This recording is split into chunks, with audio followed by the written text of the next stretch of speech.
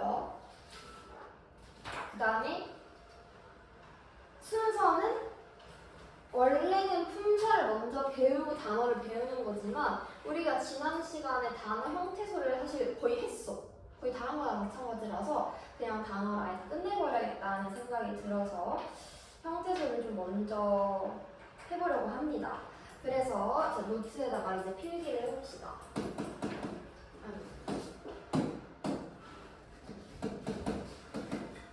형태소.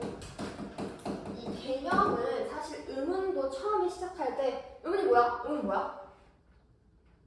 그 음의 말의 뜻을 구별해주는 소리의 가장 최소 단위. 작은 단위라고 딱 말을 해야 된다고 했잖아. 형태도 똑같아요. 그래서 툭 하면 바로 말할 수 있어야 하는데 의미를 가진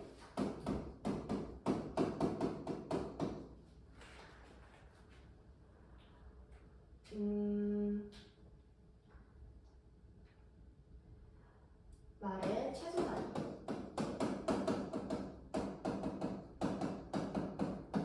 은 가장 작은 단위라고 해줍니다.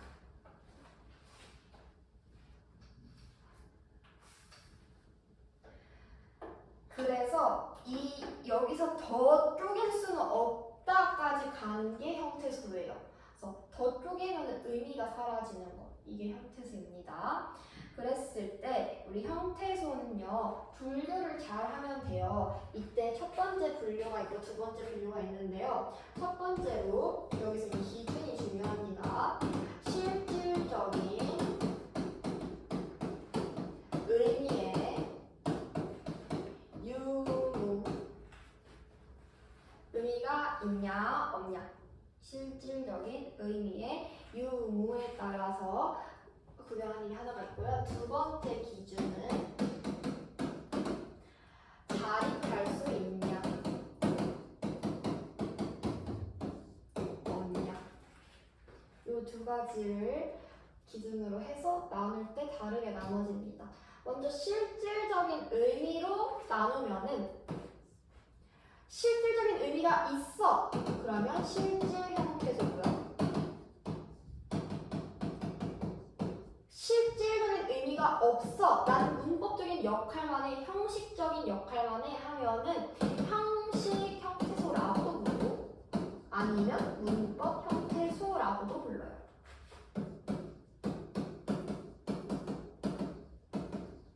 요즘에는 형식 형태소라고 많이들 쓰는 편이긴 한데 문법 형태소라고 써있는 경우도 가끔씩 있으니까 알아둡시다. 그리고 자립할 수 있냐 없냐로 따지면은 자립이라는 게 뭐냐면 독립적인 거 혼자서 쓸 수 있는 거야. 우리 저 막 20살에서 저 독립하겠습니다. 어머니 저 자립하겠습니다. 이렇게 얘기를 하면은 혼자 살겠다는 뜻이잖아요. 그러니까 얘네가 형태소들이 혼자 살 수 있어? 혼자서 딱 했을 때 말이 돼? 인데 혼자서 쓸 수 있으면은 이거는 자립 형태소라고 부릅니다. 나 자립할 수 있어. 근데 그게 아니라 아니 나는 무조건 누구랑 같이 붙어 있어야 돼 하면은 얘는 의존 형태소라고 하고요. 여기 있는 예시들을 좀 각각 설명을 좀 해볼게요. 예를 들어서 실질 형태소라고 하면은 제가 지금 문장 하나를 써볼 테니 여기에 있는 실질 형태소, 형식 형태소를 찾아봅시다. 나는 밥을 먹는다. 여기서 실질적인 의미가 있는 건 뭐예요?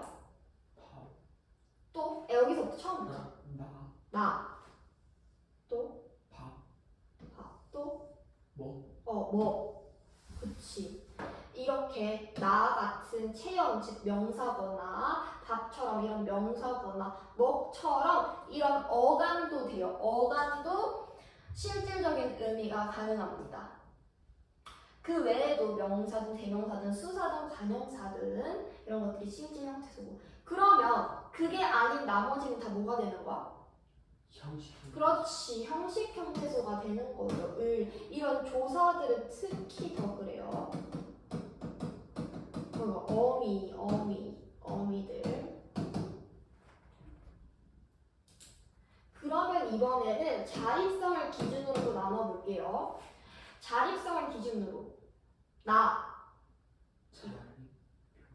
자립 형태소? 맞아. 나 밥을 먹는다? 라고 해도 되니까. 그러면은 나는 자립이야. 또 는은? 안 돼요. 는? 이러면 갑자기 이상해지잖아. 안 되죠? 밥은요? 돼. 나는 밥 먹는다. 말 되니까. 을은요? 안 돼, 안 돼. 먹은요? 안 되죠. 나 오늘 밥 먹어. 너 오늘 뭐? 나 옷을 이러면 이상해지잖아요. 그래서 자, 여기 나 밥까지만 가능하고 의존형태소, 는도 의존형태소, 을도 의존형태소, 먹도 의존형태소, 는도 의존형태소, 다도 의존형태소가 되는 거죠. 그래서 아까 실질 형식으로 나눴던 것과 좀 다르게 나뉜다는 특징이 있는데 특히 이 어간이 좀 다르죠. 그래서 이 어간이 시험으로 잘 나와요. 시험으로 잘 나옵니다. 그래서 제가 어간만 좀 따로 봐드릴게요. 어간은 실질 형태 중에서 형식 형태소 중에서 뭐예요? 실질. 아까 뭐 보니까 실질 형태소였지? 실질 형태소이면서 자립이야 의존이야? 의존이다. 라는 특징이 있었고요. 그 다음에 조사나 어미는 어땠어요? 형식 형태소이면서 의존. 맞아. 형식 형태소이면서 의존 형태소였던 특징이 있죠.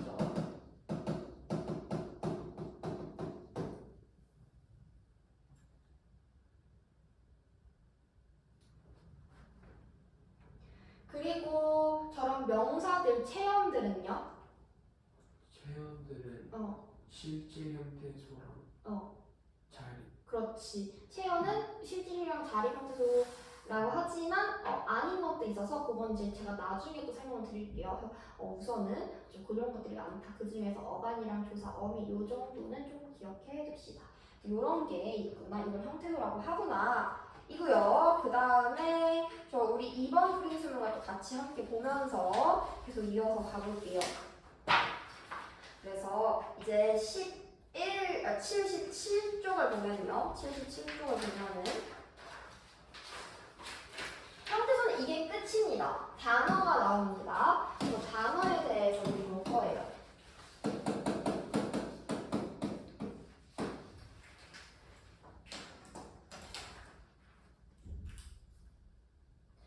여기서 단어는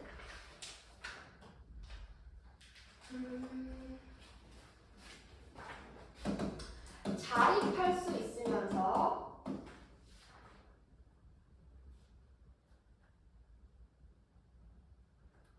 쉽게 분리할 수 있는 말이어야 돼요. 근데 여기 막 품사가 나와 있어요. 명사, 대명사, 수사, 관형사, 부사, 관품사, 동사, 형용사가 나와 있는데 제가 아직 이거 안 배웠으니까 제가 이따가 품사하고 나서 다시 하겠습니다. 이런 게 있구나 지금은 알아두고 그 다음에 단어 형성 요소에서 어근이랑 접사 있는데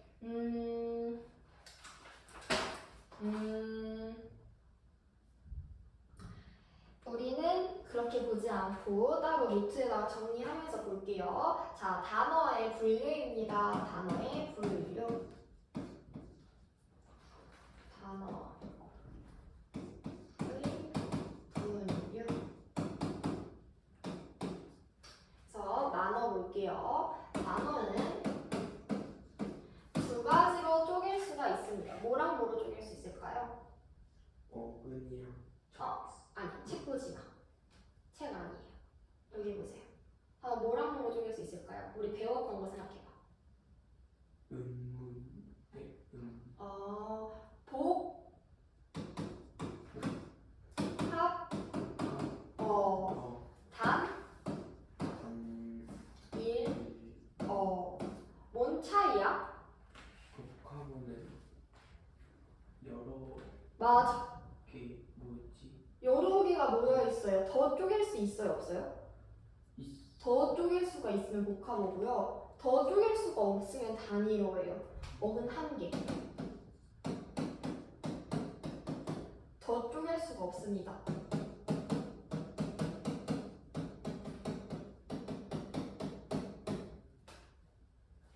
그러면 아까 우리가 더는 쪼갤 수 없는 거, 최소 단위인 거, 우리 이거를 방금 전에 개념할 때 배웠던 것 같은데요?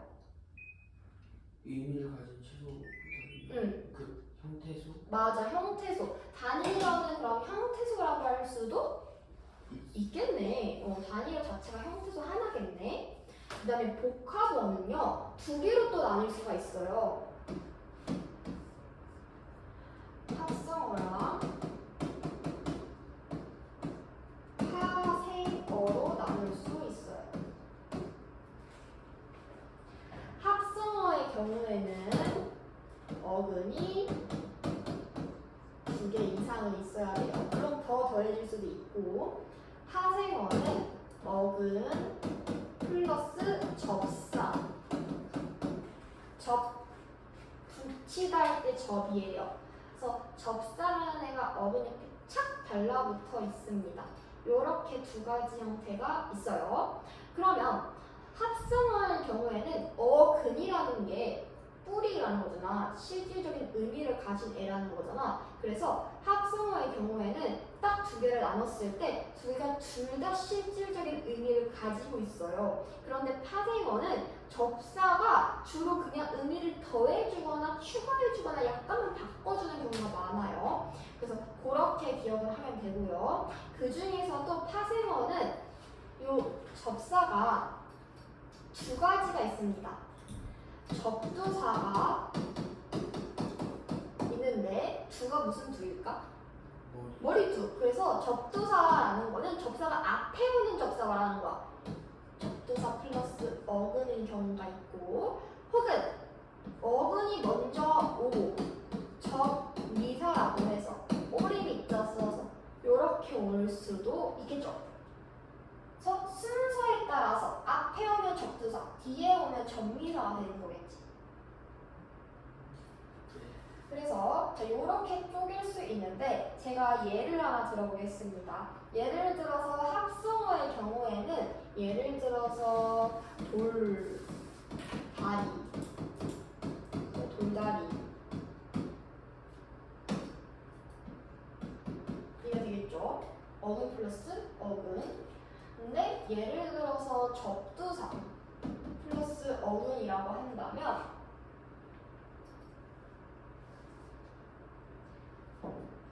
맨 주먹,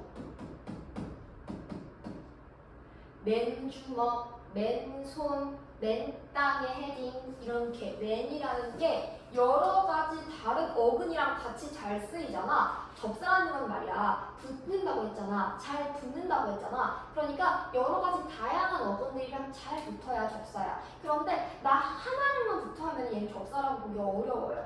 여러 가지 다 잘 붙어야 돼. 그래서 맨 주먹, 맨 손, 맨 장갑, 맨 땅 이렇게 많이 쓰이잖아요. 그러면은 얘 많이 쓰이는 접두사구나. 그래서 이렇게 했을 때 얘가 접두사구나 이거를 알 수 있겠죠. 얘가 어근이고. 그 다음에 또 예시로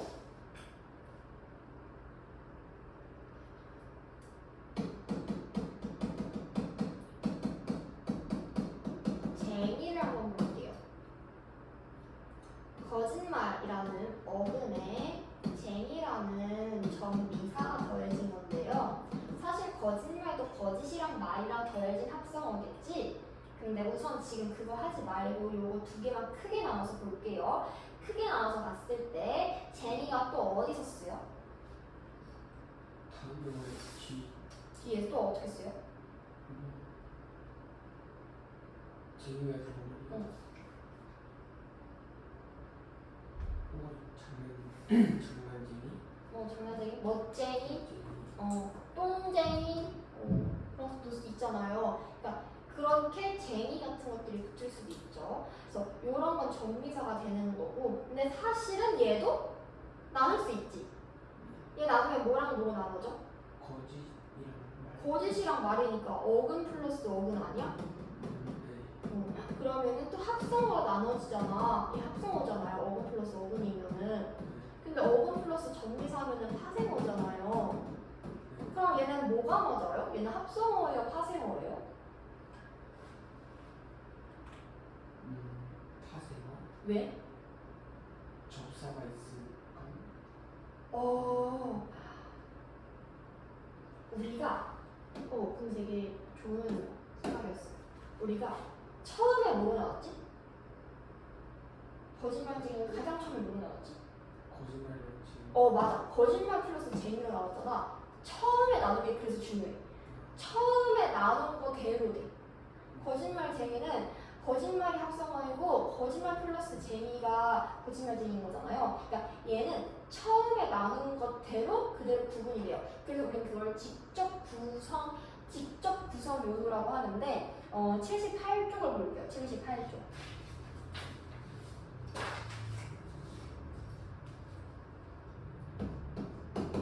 직접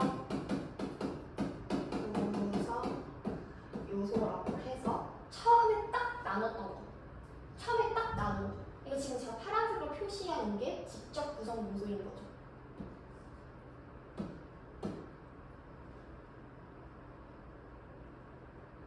그러면 직접 구성 요소에 따르면 거짓말 플러스 쟁이니까 어구 플러스 전미사예요. 그러니까 거짓말쟁이는 파생어예요.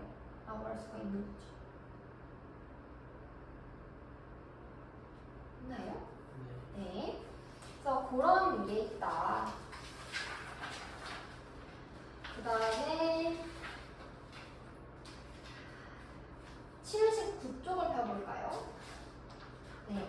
자, 79쪽 보면 또 합성어의 종류가 나옵니다. 자, 합성어의 종류를 또 볼게요. 합성어는 이렇게 어근 플러스 어근인데 또 통사적 합성어가 있고 비통사적 합성어가 있는데 우리 있잖아. 통사가 뭐였는지 기억나?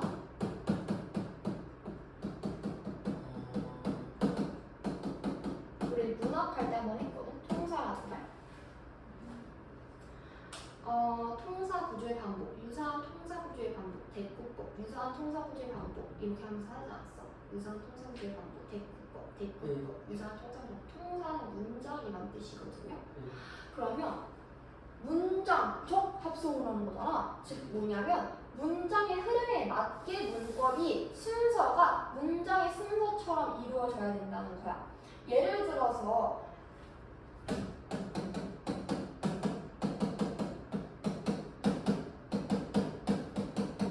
요 순서는 맞죠? 우리말 순서 그대로. 근데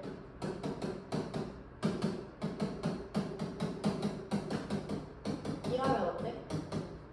안 배웠는데. 이상하죠? 나는 맛있는 밥을 먹는다. 원래 이걸 쓰려고 했어. 그런데 나는 먹는다 밥을 맛있는. 어때 그러면? 진짜 이상해지죠? 이렇게 안 맞는 애들을 우리는 비통사적 합성어라고 하고요. 맞는 애들을, 문법적으로 맞는 애들을 통사적 합성어라고 해요. 그랬을 때 통사적 합성어 예를 좀 봅시다. 통사적 합성어 79쪽에 굉장히 어렵기 때문에 제가 요거는 따로 필기 안 할게요. 그러니까 일반적인 단어 배열 방식과 일치하는 거, 즉 문법적으로 맞는 거, 문장 형식 그대로 했을 때 맞는 거예요, 구조적으로. 체형 플러스 체형, 관형사 플러스 체형, 관형사 어미 플러스 체형, 연결어미, 어간 연결어미 플러스 용언, 부사 플러스 부사, 뭐 이런 것들이 있는데요. 그러니까 뭐가 생략이 되면 안 되는 거야. 어간 플러스 체형, 어간 플러스 용언, 특히 여기 네 번째 줄에 어간 플러스 연결어미 플러스 용언에다가 별표 좀 해놓을까요?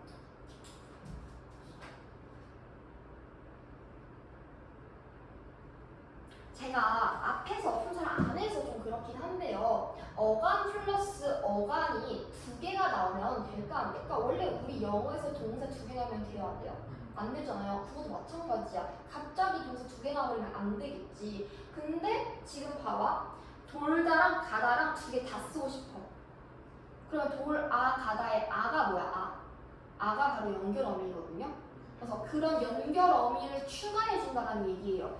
돌이 어간이고 아가 연결 어미고 또 가다라는 다른 용어는 하나 더 이렇게 추가해달라는 얘기야. 아라보다 보세요. 알다랑 보다가 따로따로 있잖아요. 근데 얘네들을 둘 다 쓰고 싶은 거야. 그래서 아라는 연결 어미를 더해줬어. 알 플러스 아 플러스 보다가 되는 거예요. 근데 여기서 만약에 알을 빼버려. 알보다 돌가다 들가다 이러면 되게 어색해지죠. 그래서 이렇게 문법적인 거에 맞게 구조적으로 맞게 동사적 합성어는 그런 식으로 일치하도록 형성이 된다는 건데 그 밑에 조사 생략 되어 있는 거 있잖아. 요거는 뭐냐면 낯이 설다, 힘이 들다, 본을 받다, 앞에 서다에서 그 조사가 생략돼서 낯 설다, 힘 들다, 본 받다, 앞 서다인데요. 제가 조사를 설명을 안 드렸거든요. 조사를 설명을 안 드렸대요. 조사가 뭐냐면 아까 여기서도 조사를 그냥 얘기해버렸는데 조사가 뭐냐면 이렇게 은는, 이가, 을을 이런 애들이 조사예요. 이런 애들이 조사라서 그래서 여기서 말하는 요 낯이 설다, 은는, 이가 할 때 이런 이 있잖아요. 이가, 을을 이런 애들이 다 조사인데 얘네 생략해서 그냥 본받다 이런 식으로 써도 통사적 합성어라는 거예요. 반면에 이제 비통사적 합성어 사실 중요하지. 그래서 비통사적 합성어에다가 별표 3개. 사실은 얘가 중요하죠. 시험 잘 나오기도 하고요. 어떻게 보면 되냐면 덮밥이 진짜 유명하긴 해. 덮밥이 있잖아. 밥을 덮다 아니야? 근데 왜 덮밥이야? 덮다의 덮이랑 밥이랑 어떻게 순서 그렇게 될 수가 있지? 완전 말도 안 돼. 그래서 어간 플러스 체언에 보면은 덮은 밥이라는 은이라는 게 적어도 들어가 있어야 되는 거 아니냐는 거예요. 관형사형 어미로 관형사형 어미를 지난 시간에 배웠죠. 관형어의 역할을 하는 관형사의 역할을 하는 어미라고 했죠. 꾸며주는 애. 그래서 밥을 꾸며줄 거면 덮은 밥이라고 해야지 왜 덮밥이라고 하냐. 젓갈도 그래. 접는 칼. 그래서 는이라는 애가 있어야지 왜 젓갈이라고 하냐. 검버섯. 검은 버섯. 은이 있어야 되는데 그게 없다는 거야. 그래서 이렇게 생략된 것들. 이거는 우리 배열의 문법상 어울리지가 않아요. 그래서 안 된다라는 거고요. 어간 플러스 어간도 띄고 놀다인데 띄놀다. 오르 내리다. 오르고 내리다. 구가 있어야 되는데 없죠. 굶고 줄이다인데 굶주리다. 붙고 잡다. 얻고 했다. 헐고 뜯다. 근데 이걸 전부 다 붙여버린 거야. 연결 어미가 생략된 거죠. 이런 애들을 말합니다. 그게 비통사적 합성어예요. 그래서 비통사적 합성어는 이런 게 있구나 보시면 되고, 만약에 이렇게 해서 합성어를 만들었는데 합성어를 만들어서 새로운 품사가 됐어. 품사 좀 이따 할 건데요. 새로운 품사가 됐으면은 합성어를 합성했더니 명사가 되네. 그럼 합성 명사. 합성했더니 동사가 되네. 그럼 합성 동사. 합성했더니 형용사가 됐어. 합성 형용사. 합성했는데 부사가 됐어. 합성 부사. 이런 식으로 얘기하기도 합니다. 그 다음에 79에 보면은 맨 밑에 종속합성어, 대등합성어, 융합합성어가 있는데요. 이거는 간단해요. 그냥 종속합성어는 내가 어디 이렇게 포함되어 있다는 거야. 작은 형이라고 하면은 형은 형인데 그 중에서도 작은 형이니까 형 안에 작은 형이 들어가죠. 큰 형도 있고. 큰 집도 그래. 집이 있고 집은 집인데 여기 작은 집도 있고 큰 집도 있으니까 큰 집이 종속 합성어라고 해서 뭔가 뭐 안에 들어간다라는 거예요. 근데 대등합성어 봐봐. 오다에 가다가 포함될 수 있어? 오가다? 논과 밭에 논이 포함돼? 아니지. 논 따로 밭 따로잖아. 융합합성어 같은 경우에는 아예 본뜻을 잃어버려서 새로운 뜻이 생기는 거. 밤낮. 밖에는 밤낮 없이 돌아다니더라? 이렇게 하면은 진짜 밤과 낮 없이 돌아다니는 애가 엄청 많이 늘 항상 always라는 뜻이잖아요. 이런 식으로 뜻이 새로 생기는 거야. 돌아가다도 있잖아. 돌아서 가다잖아. 그러면은 요 의미만 있으면은 얘는 융합합성어가 아니죠. 근데 돌아가다가 이제 돌아가시다. 그래서 죽다라는 의미가 있으니까 그래서 융합합성어라고 부르게 됩니다. 그 다음에 80쪽은요, 별표를 우선 해주시고요. 알면 좋아요. 알면 좋습니다. 특히 전미 파생어 하면서 지배적 접사라는 게 나오잖아요. 이 지배적적사라는 건 뭐냐면 다른 품사로 바꿔준다는 의미입니다. 다른 품사로 바꾸어줌. 다른 품사로 바꾸어줌.